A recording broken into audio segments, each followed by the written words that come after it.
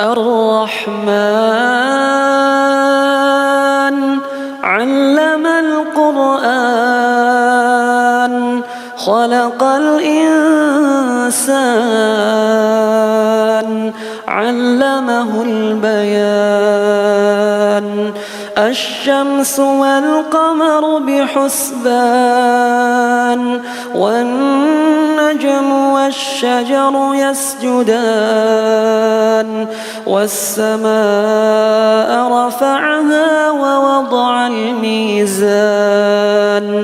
ألا تطغوا في الميزان وأقيموا الوزن بالقسط ولا تخسروا الميزان والأرض وضعها للأنام فيها فاكهة والنخل ذات الأكمام والحب ذو العصف والريحان فبأي آلاء ربكما تكذبان خلق الإنسان من صلصال كالفخار وخلق الجان من مارج من نار فبأي آلاء ربكما تكذبان رب المشرقين ورب المغربين فبأي آلاء ربكما تكذبان مرج البحرين يلتقيان بينهما برزخ لا يبغيان فبأي آلاء ربكما تكذبان يخرج منهما اللؤلؤ والمرجان فبأي آلاء ربكما تكذبان وله الجوار المنشآت في البحر كالأعلام فبأي آلاء ربكما تكذبان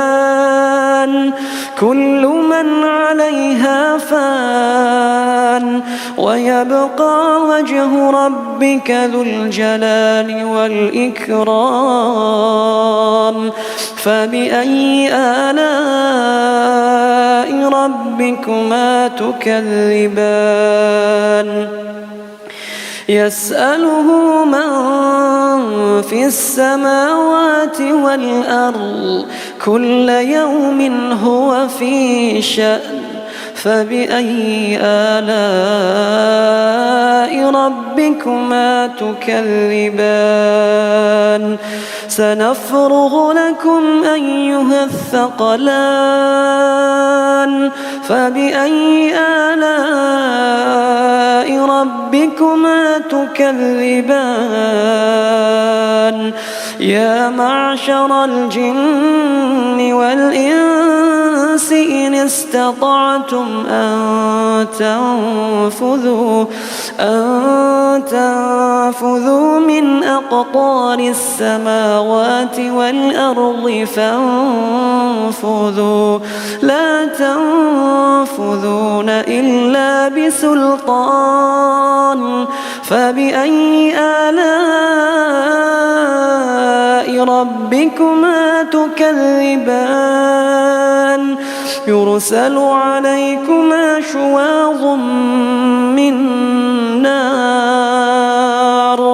يرسل عليكما شواظ من نار ونحاس فلا تنتصران فبأي آلاء ربكما تكذبان فإذا انشقت السماء فكانت وردة كالدهان فبأي آلاء ربكما تكذبان فيومئذ لا يسأل عن ذنبه إنس ولا جان فبأي آلاء ربكما تكذبان يعرف المجرمون بسيماهم فيؤخذ بالنواصي والأقدام فبأي آلاء ربكما تكذبان هذه جهنم التي يكذب بها المجرمون يطوفون بينها وبين حميم آن فبأي آلاء ربكما تكذبان ولمن خاف مقام ربه جنتان فبأي آلاء ربكما تكذبان ذواتا أفنان فبأي آلاء ربكما تكذبان فيهما عينان تجريان فبأي آلاء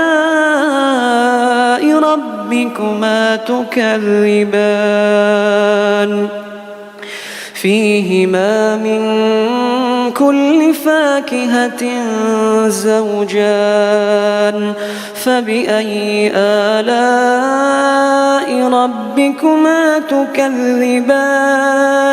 متكئين على فرش بطائنها من استبرق وجنى الجنتين دان فبأي آلاء ربكما تكذبان فيهن قاصرات الطرف لم يطمثهن إنس قبلهم ولا جان فبأي آلاء ربكما تكذبان كأنهن الياقوت والمرجان فبأي آلاء ربكما تكذبان هل جزاء الإحسان إلا الإحسان فبأي آلاء ربكما تكذبان ومن دونهما جنتان فبأي آلاء ربكما تكذبان مدهامتان